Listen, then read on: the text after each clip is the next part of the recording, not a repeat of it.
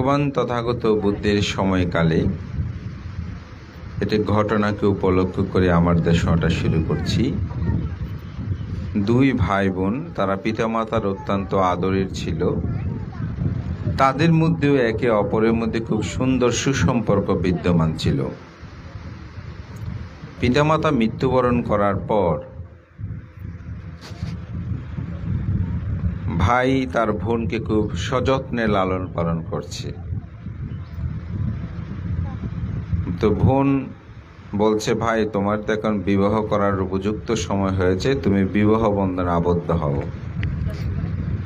কিন্তু বোনকে দেখভাল করার জন্য, বোনের প্রতি আন্তরিকতা রাখার জন্য পাত্রস্থ না করা পর্যন্ত তিনি বিবাহ বন্ধনে আবদ্ধ হতে চাচ্ছিল না। কিন্তু অনেক পীড়াপিড়িতে বিবাহ বন্ধনে আবদ্ধ হলো এবং ভাই বিবাহ বন্ধনে আবদ্ধ হওয়ার পর কিছুদিনের মধ্যে ভাই বোনের মধ্যে দূরত্ব সৃষ্টি হলো এবং শেষ পর্যন্ত দেখা গেল তিক্ততা। এর মধ্যে বোনকেও বিবাহ প্রদান করলো। বোন কিছুদিন পর যখন বাড়িতে বেড়াতে আসছে, দেখেছে তার স্বর্ণ অলঙ্কার সুসজ্জিতটা দেখেই ভাইয়ের বউয়ের মধ্যে হিংস্রভাব জাগ্রত হলো এবং সেই চিন্তা করতে করতে প্রতিনিয়ত এক এক দিন এক এক রকম বলতো।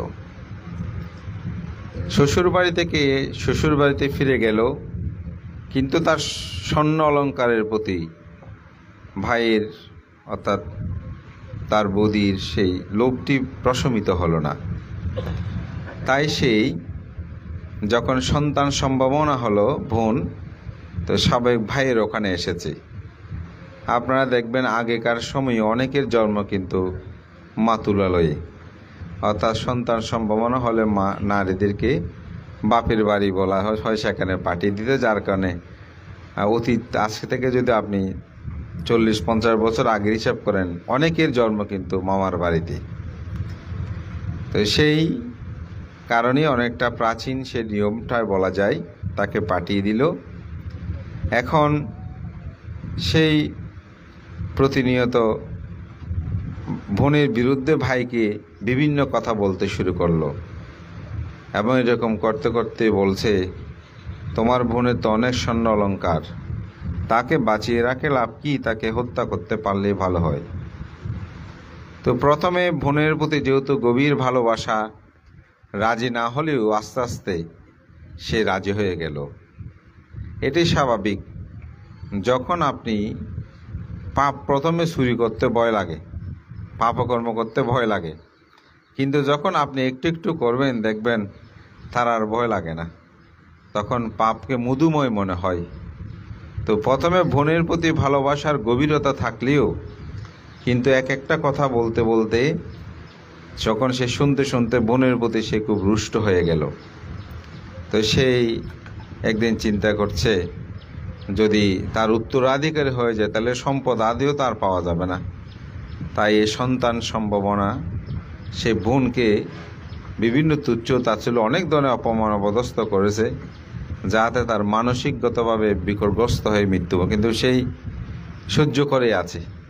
একটা সময় স্ত্রী সহ মিলে সিদ্ধান্ত নিল যে গভীর জঙ্গলে নিয়ে গিয়ে তাকে সেখানে হত্যা করবে। তো ঠিক সেভাবে নিয়ে গেল। নিয়ে যাওয়ার পর বোনকে বলছে, তোমাকে নিয়ে অনেক দিন তো ঘুরানো হচ্ছে না, বেড়া যাচ্ছে না, চলো তোমাকে একটু বেড়াতে যাই। সে প্রথমে একটু নারাজ হয়েছে, যেহেতু সন্তান সম্ভাবনা। বলেছে, দাদা আমি তো এখন গর্ভবতী, এত দূরে আমি কীভাবে, বলে যে না, আমরা ভাই বোন অনেক দিন ভালোভাবে কথা বলছি না, মিশতেছি না, চলো আমরা দূরে যাই। তো সেও মনে করছে বৌদি যেহেতু তার প্রতি রুষ্ট, হয়তো ভাই আদর সাদরে আমার সাথে কোনো কথাবার্তা বলবে গোপনীয়, সেই চিন্তা করে সেই বোনের সাথে ভাইয়ের সাথে গেল। গিয়ে আস্তে আস্তে একেবারে গভীর একটি জঙ্গলে নিয়ে গেল। তো নিয়ে যাওয়ার পর সেখানে তাকে হত্যা করার জন্য উদ্যত হলো। তখন বোনকে বলছে, তার অঙ্গভঙ্গ দেখে বোন বলছে, ভাই তুমি এমন করছো কেন? বলে আমি তোমাকে আজকে এখানে হত্যা করব। তখন সে ভাইকে জড়িয়ে ধরলো, পায়ে জড়িয়ে ধরে বলছে, বোন, ভাই, তুমি আমাকে এত আদর করতে, স্নেহ করতে, কেন তুমি আমাকে হত্যা করতে চাও? বলে আমার স্ত্রীর স্বর্ণ অলঙ্কার দরকার, তোমার গায়ে পরিধীয় যে স্বর্ণ অলঙ্কার আছে সেই সমস্ত স্বর্ণ অলঙ্কার আদে আমি চাই সেগুলো নিতে। তো বলছে ঠিক আছে, তুমি সেগুলো নিয়ে নাও। বলছে তোমাকে যদি বাঁচিয়ে রাখি তাহলে তুমি গিয়ে তো বলবে ভাই জোর করে আমার স্বর্ণ অলঙ্কারগুলো নিয়ে নিয়েছে, তাই তোমার রক্ষা নাই, তোমাকে আমি হত্যা করবই। যখনই সে হত্যার জন্য এরকম প্রস্তুতি নিচ্ছে, বোন অনেক অনুনয় বিনয় করলো, অনেক কথা বলল। বলে তুমি আমাকে আদর করতে, স্নেহ করতে, তোমাকে আমি পিতার মতো জানতাম, কেন তুমি আমাকে এরকম করছো? আমার সন্তান আছে, আমি শুধু মরে যাব না, আমার সন্তানটাও মৃত্যু হবে, তুমি কেন এমন করছো? সে কোনো ক্রমেই শুনছে না। তার যেহেতু পাপ ও চিত্তু সেদিকে, তখন আর আসলে ভাই বোন এগুলো কোনোই বন্ধন থাকে না। মানুষ যখন লোভগ্রস্ত হয়, লোভী হলে তখন আর কোনো কিছু থাকে না। এই জন্যই দেখা যায় অনেক সময় পিতার সম্পদ, মাতার সম্পদ এগুলো করে। এই যে লোভ, আপনারা ইতিমধ্যে সোশ্যাল মিডিয়ায় দেখছেন, ভারতে একজনে নিজের পিতাকে সম্পদের জন্য মারতে মারতেই তাকে কিলঘুষি দিতে দিতে আঘাত করতে করতে হত্যা করলো। লোভ এটা এমন জিনিস, এই লোভের কারণে কি করেছে, একে হত্যা করার জন্য। তো তখন সে চিন্তা করছে যে আমি আর এখন উপায় কি, এই বন জঙ্গলে তো আমার স্বামীও নাই, কেউ নাই, আমার কি হবে? তখন তার মনে পড়ল, আমি তো আজীবন শিলময় জীবন যাপন করেছি, আমি সবসময় বুদ্ধের স্মরণ, ধর্মের স্মরণ, সঙ্গের স্মরণ নিয়ে আমার জীবন অতিবাহিত করেছি। আমি তো সবসময় পঞ্চশীল, উপসদ দিবস, অষ্টশীল প্রতিপালন করেছি। সুতরাং আমি এখন আর কোনো উপায় নাই, আমি এই ত্রিরত্নের স্মরণে গ্রহণ করব। তখন সেই একদম মনে মনে অধিষ্ঠান করে বুদ্ধাং শরণং গচ্ছামি, ধাম্মাং শরণং গচ্ছামি, সাঙ্গাং শরণং গচ্ছামি বলে বুদ্ধ ধর্মের সঙ্গে শরণ গ্রহণ করে প্রার্থনা করলেন যেন আমি রক্ষা পাই। তার এই শিল গুণ তেজে অধিষ্ঠানের প্রভাবে দেবরাজ ইন্দ্রের আসন কম্পিত হলো। তখন দেবরাজ ইন্দ্র দেখছে পৃথিবীতে কোন শিলবান বিপদে পড়েছে। তখন দেখতে পেল এক তিসরানাপন্ন উপাসিকা, সেই এখন মৃত্যুর মুখে দাঁড়িয়ে আছে। তার ভাই তাকে হত্যা করার জন্য সমগ্র ব্যবস্থাপনা নিচ্ছে, সে এখন বিপদে আছে। তখন সাথে সাথে দেবরাজ ইন্দ্র ওই নারীর স্বামীর বেশ ধারণ করে যখনই মারবে ঠিক তার পাশে এসে দাঁড়ালো। দাঁড়িয়ে তাকে বলছে, দাদা আপনি কি করছেন? তখন সাথে সাথে তার সংবরণ হলো, ও আমি কি করতেছি? তার স্বামী লজ্জা পেয়ে গেছে। তখন সে সেখান থেকে দূরে পালিয়ে গেল। তখন স্ত্রীকে নিয়ে তিনি যথাভাবে ফিরে গেল। এটা আমাদের পরম শ্রদ্ধেয় সেই অষ্টম সংগ্রহ শিলালঙ্কার মস্তবের মহোদয়ের বুদ্ধ যুগে বৌদ্ধ নারী গ্রন্থে আপনারা এটার আরও বিস্তারিত পাবেন। তিসরাপন্ন একটা ওখানে ভান্তে কিছু ভাগ করে করে কাহিনী দিয়েছেন সেখানে। তো এই ত্রিরত্নের স্মরণে তার জীবন রক্ষা পেয়েছে। এজন্য আমাদের পূর্বপুরুষগণ তারা কি করেছে, এই সমাজ যখন অন্ধকারচ্ছন্ন ছিল, বিভিন্ন দেবদেবী পূজায় আচ্ছন্ন ছিল, তখন আমাদের গুরুরা আমাদেরকে শিক্ষা দিয়েছেন আপনারা সেসব স্মরণ না করে আপনারা বুদ্ধ ধর্ম সঙ্গের স্মরণ গ্রহণ করুন। নবগ্রহ, নবপূজা এগুলো না করে নবরত্নের পূজা করুন। নবরত্ন মানে বুদ্ধের 9 গুণ, যেটাকে আমরা বলছি একটু আগে ভান্তে 9টি গুণ বলে আপনাদেরকে বাতি প্রজ্বালিত করেছে। তো এই ত্রিরত্ন স্মরণের কথা বুদ্ধ সেটা বলেছেন। দজাজ্ঞ সূত্রের মধ্যেও সেখানে দেখা যায় অসুরদের সাথে যখন ইন্দ্রদের মধ্যে সংঘর্ষ হয়েছিল তখন সেখানে ধ্বজা তোলার জন্য বলেছিল। তা আবার পরে বলছে মানুষ হলে কি করবে? তখন বুদ্ধ সেখানে বলেছিল, যদি তোমরা কখনো ভয়, ভীতি, রোমাঞ্চ তোমাদের মধ্যে উৎপন্ন হয়, কখনো যদি ভয় উৎপন্ন হয়, তখন তোমরা ইতিবিশ্ব ভাগবা আরহং সম্মা সম্বুদ্ধ বিজ্ঞাচারণ সম্পন্ন সুগাত লোকবিদ অনুত্তর পুরুষ দম্মা সারথি সাত্থা দেব মানুষানাং বুদ্ধ ভাগবা ইতি বলে বুদ্ধের শরণ গ্রহণ করিও। যদি বুদ্ধের শরণ গ্রহণ করার কথা মনে না থাকে তাহলে স্বাক্ষাত ভগবত ধম্মা সন্দিট্টিক অকালিক এই পাশ্চিক পান্নাইক পাচ্ছতাং বেদিতব্য বিনয়িতে বলে তোমরা ধর্মের শরণ গ্রহণ করিও। যদি সেটা তোমাদের মনে না থাকে, সুপাটিপান্ন ভগবত সাভগ সঙ্গ বলে তোমরা সঙ্গের শরণ গ্রহণ করিও। আমি বলি তাতে তোমাদের সমস্ত ভয় ভীতি রোমাঞ্চ সমগ্র কিছু দূরীভূত হবে। বুদ্ধ দযজ্ঞ সূত্রের মধ্যে এই কথাগুলো আমাদেরকে বলেছেন। তাই যে কোনো সময় আপদ বিপদ হলে এই ত্রিরত্নের শরণ গ্রহণ করবেন। আমি আমার ব্যক্তিগত জীবনে এরকম অনেক মানুষকে দেখেছি, অনেক কথা বলতে পারি। আমাদের পরম শ্রদ্ধেয় মহামান্য সঙ্গরাজ বর্তমান, সে বাংলাদেশে বৌদ্ধদের সর্বোচ্চ ধর্মীয় গুরু। শ্রদ্ধেয় ভান্তে একটা এরকম কাহিনী আমাকে নিজে বলেছে। ভান্তের সাথে আমারই যখনই দেখা হতো, কোনো জায়গায় যেতাম, ভান্তেকে আমি বিভিন্ন কিছু জিজ্ঞাসা করতাম। তো ভান্তে যখন আপনার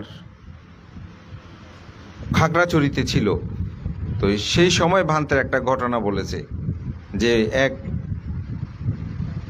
মানুষকে ধরে নিয়ে গেছে, উনি শান্তি বাহিনীর মানুষ মনে করে।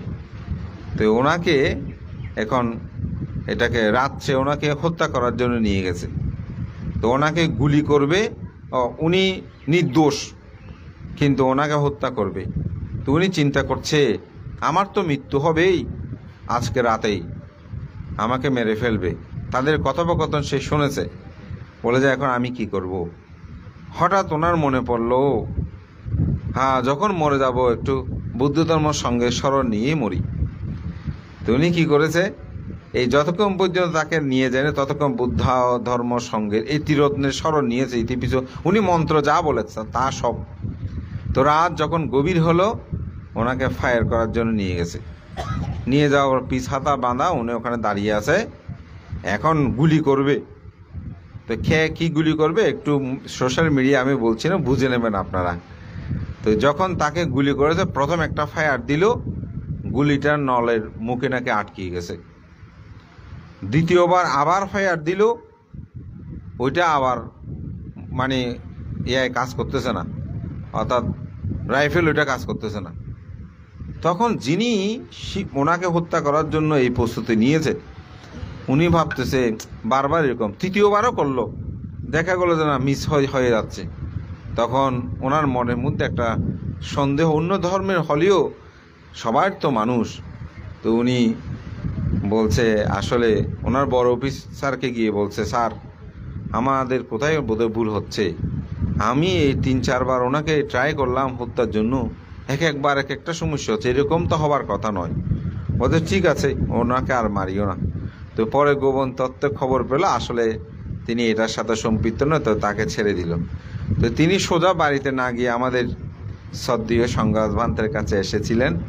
ভান্তেকে বন্দনা নিবেদন করে ওনার মনের কথাটা ব্যক্ত করলেন, যে বলে যে ভান্তে, আপনি যে বলেন ধাম্মাচারী ধাম্মা রক্ষাতি, ধর্ম আচরণ করলে যে তাকে ধর্মে রক্ষা করে, এটা ভান্তে আমি প্রত্যক্ষ তার উপকার লাভ করেছি। আজকে আপনাকে ব্যক্ত করতে আমি এখানে এসেছি। এই জন্য প্রকৃতভাবে যদি ধর্মকে স্মরণ করা যায়, তাহলে তাকে ধর্ম রক্ষা করে। বুদ্ধের এই অনন্ত গুণ বর্ণনায় মূলত এই নবরত্ন পরিত্রাণ সূত্রের আয়োজনটি আমাদের মহান পুণ্যপুরুষগণ করেছিলেন। তাই আমি বলেছি যে বুদ্ধ গুণানন্তাং আকাশাং বিপুলাং সামাং কাপ্পায়ে কাপ্পাবা সন্তাং নাসা বুদ্ধা গুণকয়াং। বুদ্ধ এখানে বলছে, বুদ্ধের এই গুণপনা সম্পর্কে গিয়ে পণ্ডিতগণ বলছে যে আকাশের যে অসীমতা, তার চেয়েও বেশি গুণসম্পন্ন হচ্ছে বুদ্ধ। কাপ্পায়ে কাপ্পাবা সন্তাং নাসা বুদ্ধা গুণক্ষয়াং। কেউ যদি এই বুদ্ধের গুণরাশি কল্পকাল ব্যাপী ভাষণ করে, কল্প শেষ হয়ে যাবে, তথাপি বুদ্ধ গুণ বর্ণনা শেষ হবে না।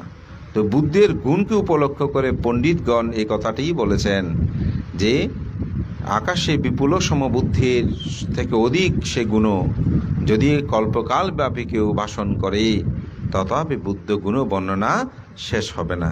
তাই আপনারা ত্রিরত্নের শরণ গ্রহণ করবেন যে কোনো আপদ বিপদে, যাতে অন্য শরণ গ্রহণ না করেন। অনেক সময় আমরা আপদ বিপদে বান টোনা বিভিন্ন কিছু ক্ষেত্রে মানুষ দাপমান হয়, সেখানে গিয়ে হাজার হাজার লক্ষ লক্ষ টাকা ধ্বংস করে। আমি বলি তার চেয়েও যখনই কোনো আপদ বিপদ হয় আমি বলবো ত্রিরত্নের স্মরণ গ্রহণ করবেন। আমরা যে এখানে বুদ্ধ বাণীগুলো উচ্চারণ করেছি, এই বাণী একটা সত্য ক্রিয়া, যে সত্যের প্রভাব, যে আমাদের শ্রদ্ধেয় বানতে বলেছেন যে এই সূত্র শ্রবণে আপনাদের কি উপকার হবে। তো সেখানেই একটু উপকার হচ্ছে। আমরা যখন বলছি এই তেনা সাচ্ছাবাজ্যনা হতে জয় মঙ্গলাং, এই সত্য বাক্যের দ্বারা আপনাদের জয়মঙ্গল হোক। তো আপনারা যে সাধুধ্বনি দিয়েছেন, সাধুপদ প্রদান করতে সম্মতি দিয়েছেন, তার দ্বারাও পুণ্য হয়। এবং তার চেয়ে আরও বেশি যদি সেই সূত্রের বাংলাগুলো জেনে আপনারা সে অনুসারে যদি আপনাদের জীবনকে অতিবাহিত করেন, পরিচালিত করেন, মেনে চলেন, তবে আমি মনে করি যথার্থ হবে। তো মহান সঙ্গের প্রতি বন্দনা। আমাদের জিনবংশ আপনাদের পক্ষ হয়ে আমাকে আহ্বান করতে পলাশবাবু হয়তো বলেছেন আমি পুণ্য দান করি। ওনার একজন সন্তানকে তিনি প্রভুজা ধর্মে দীক্ষা প্রদান করেছে, পিতামাতার করণীয় কর্তব্য। সাথেই পরিবারের মঙ্গল হিত কামনায় আজকের এই মহতি পুণ্যময় নবরত্ন পরিত্রাণ সবাইকে আমি আজকে এটাই বলবো, ত্রিরত্ন স্মরণে করবেন। তাই ধাম্ম রাম ধাম্মা রাসু ধাম্মা অনুবিচিন্তিয়া ধাম্মাং অনুসারা ভিক্ষু সাদ্ধাম্মাং না পারিহায়াতি। যারা ধর্মে অনুরক্ত থাকে, ধর্ম আচরণ করে, ধর্মকে গ্রহণ করে, প্রতিনিয়ত ধর্ম অনুসরণ করে, তিনি কখনো সদ্ধর্ম থেকে চ্যুত হয় না। আপনারা কখনোই যেন সদ্ধর্ম থেকে চ্যুত না হন। সমস্ত জীবনেই ত্রিরত্ন স্মরণে যেন আশ্রয় থেকে আপনাদের জীবনকে অতিবাহী প্রত্যয় ব্যক্ত করে মহান সঙ্গের প্রতি বন্দনা জানিয়ে আপনাদের উত্তর শ্রীবিদ্যা কামনা করে আমার সংক্ষিপ্ত ধর্মকথা কানে শেষ করছি। জগতের সকল প্রাণী সুখী হোক।